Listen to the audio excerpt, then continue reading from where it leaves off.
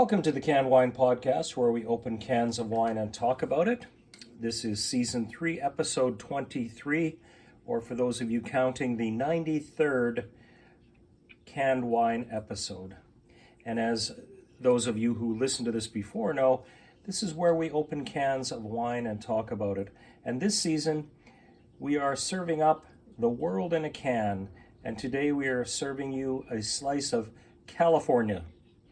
And California with no alcohol, as it was, because this is January.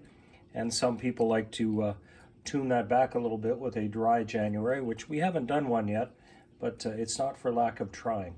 So we have a non-alcohol for you. But before we get to that, the wine nerd word of the week is cool climate.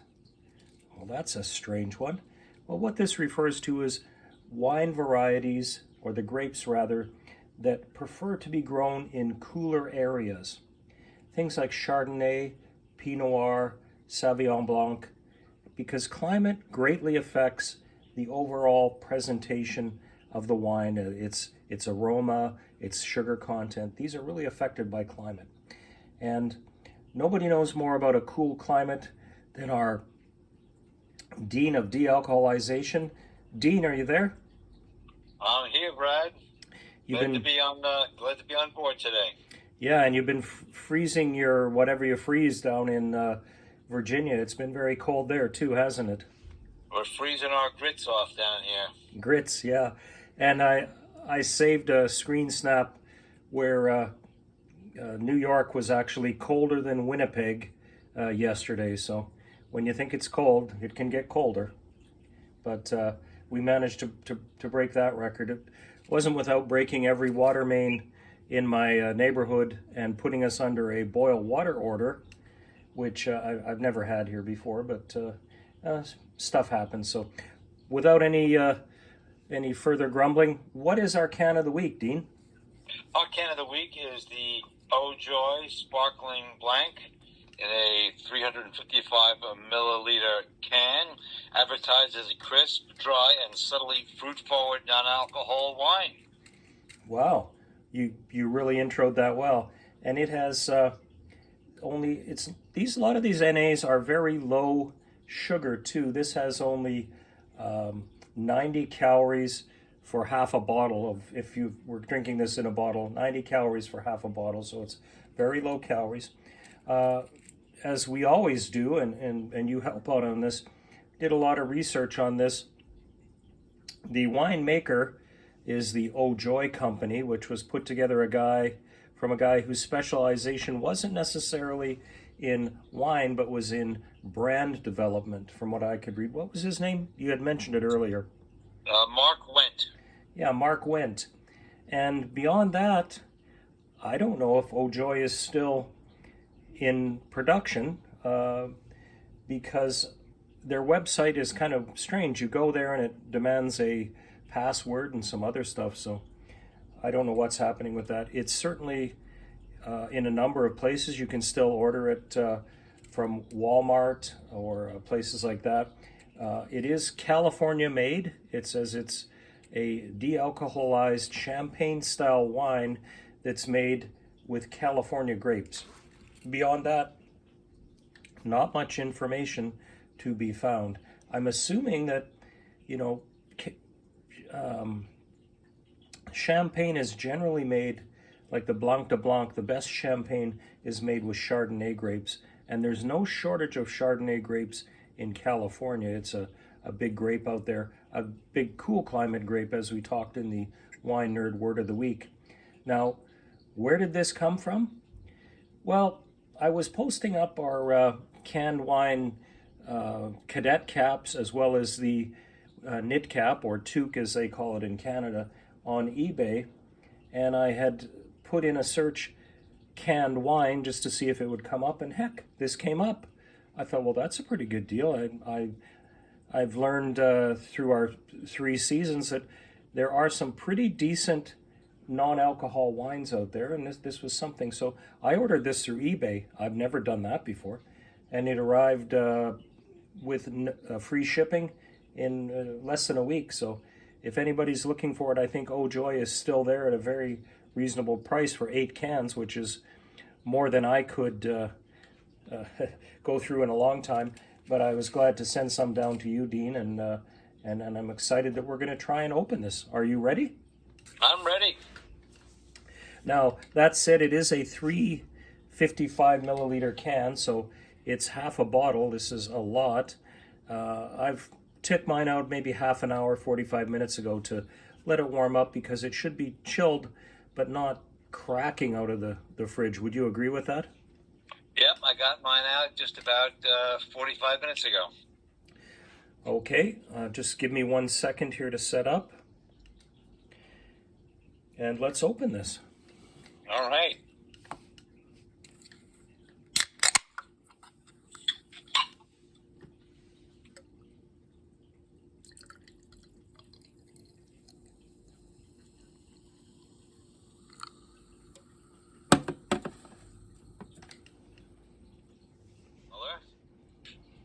It does have a nice color. Let's check the nose on it. It smells citrusy. Would you agree with that? The nose on the can says apricot. I would go with that.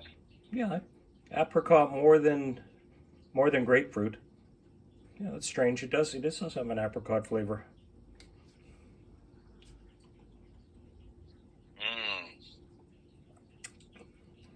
Nice. Boy, the color is hard to describe. I don't know about what you're seeing there. I would say golden. It's beyond straw. Mm-hmm. Chris, you got anything on that? Light honey. Light honey, says Chris. Yeah, light honey. That's a very good a liquid honey color. That's how I would describe it. I'm trying to get some of the flavors.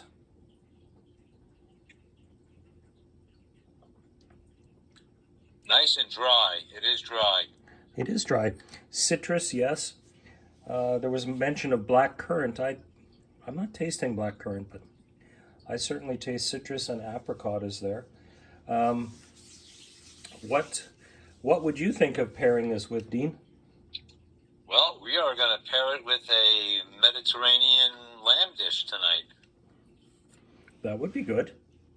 That would be good. I could see this going with a tagine. That's a little heavier than most would recommend, but a friend of mine recommended you could have it with caviar, sushi, or chocolate and strawberries.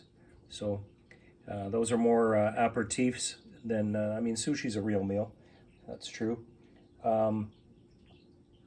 To be honest, for under $20, 8 cans at your door, this has to be one of the top bargains of any wine that we've tried. And they did a really good job of it. I hope that Ojoy is still out there and is going to continue to make this, because it certainly could fill a pretty good niche. It's filling a pretty good niche for me in my wine storage box. I now have 6 cans left, but I could see this being very nice on a beach, swimming in a pool. A bit of a shout out to my friend Greg in what we call Spud Town, where they manufacture some of the greatest French fries and potatoes in the world. I think this would go well with scalloped potatoes, or not necessarily scalloped potatoes in a swimming pool, but something along that line. This would be nice at the beach. Very well done. Very tasty, and nice that it does not have the alcohol that some people like to avoid. Yeah, I mean, if you're doing a dry January, it might be too late to get it in time. But I enjoyed NA wines occasionally throughout the year. It's not necessarily just a January thing. And through the podcast, I've really found some decent ones. In fact, we're going to have a throwback in our next episode. I'm going to get you out if you can come out to that. Remember that excellent dry Riesling that we had out of Germany? Was that an 1-2 or is that? Yeah, the 1-2. I picked up one of those when I was in Beacon at the Artisan Wines and Liquors, because I like that one. It's a newer vintage, but the same great product as we had in the past. So I'm looking forward to that. We got that coming up, and surely the people we ended last year's season with. Do you remember that one? Mm-hmm, yeah. I was hoping you're going to say I do and don't call me Shirley, but No. that's a different movie. Anyways, that rosé, now they've brought out a sparkling red, so we will be bringing out a trying to twist your arm to come in on that sparkling red, because that red we tried from that was a South African one too, wasn't it? We did have a red wine late in the year last year. I'm trying to remember the name of it. It wasn't, You got me on that one. it wasn't Lubenzie, but you remember you took all those great pictures of your mantle with the wine on there. That was a nice wine. Again, a South African one, not Lubenzie, which was the one that we just did because it had alcohol. But we did have an NA red that I picked up at the Riding Mountain National Park and got you a sample of. That was a good one. So we'll try this sparkling red. And speaking of sparkling wines, not necessarily the next episode, but the next episodes, we're going to get into a bunch of different sparkling whites and end up in some sparkling rosés that came from the International Canned Wine Competition. And these are all gold medal wines, so we're very excited about that and looking forward to it. But for NA, this is great, and that's not to disqualify it. It's a good way to pace yourself, or if you like wine but don't want the whole alcohol thing, NA is real, and it's a good wine, and it's a good way to do it. There's a lot of people that are either pacing themselves or have decided to have a sober or soberish lifestyle, and I salute them for that. There's adult beverages like this that you can have that are low alcohol or no alcohol and low calorie that are very nice. I'm going to have another taste of this one. This one is delicious. I would enjoy this. If I can find a 6-pack online, I would enjoy this one again. Well, I'll give you a hint. If I'm trying to get you this sparkling red, there may be a can or this for you and Chris thrown into the mix, because I'm liking this. And as I said, we always have a bit of a production meeting at the beginning. I said I'm actually just from the little information I could get, I was very excited to be opening this NA and to enjoy it on the. Now the sun has set at the end of the day here, and it's nice. And I have things to do as far as going shopping and whatnot, and I may do that a little bit later, and I don't have to worry that I've been drinking or that I might get sleepy or whatever the different alcohol things do. So bravo and good job, Ojoy. We appreciate your efforts, and whoever actually made the wine, because I know you're not a winemaker, but you certainly put it together very well, so that was good. Any final comments before we wrap it up here, Dean? Sauces was the that red that we had. Oh yes, yep.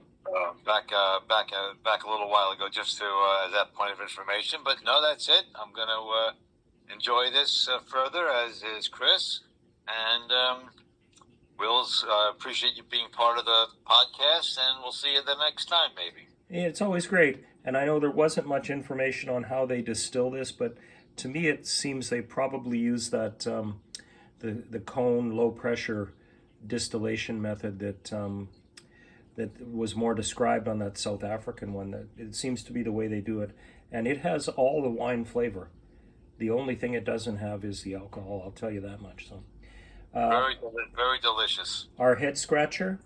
What was the primary variety in the Lubenzie? It was a Shiraz, and also the lesser ones were the Grenache and Mount Verde. So Shiraz is the answer to last week's head scratcher, and this week's head scratcher. You're going to have to get onto your search engine and check this out. What country in Europe leads in the production of and consumption, obviously, of non-alcohol wine? Take a look at that, and the first person to answer will get some cool swag. So any of you that are listening, Leave us a comment on YouTube. I think you can comment on Spotify. Can you comment on Spotify? I think you have in the past, Dean. You can. And we appreciate your comments and your subscriptions. And Spotify people like Vicky, if you get a chance, look at the YouTube. You can see this wine being poured. And remember, if anyone wants this, check it out on eBay, because there's still somebody selling it there, and it's very reasonable. So again, thank you for tuning in to the Can Wine Podcast. The Dean of De-alcoholization, we appreciate your expertise on this one, and look forward to your future episodes with us. And all of you, thank you for tuning in. And this is where we open cans of wine and talk about it. And my goodness, we've certainly talked lots about this from not having much, but it was well worth it. Remember, as always, to enjoy responsibly, and maybe NA could be part of that.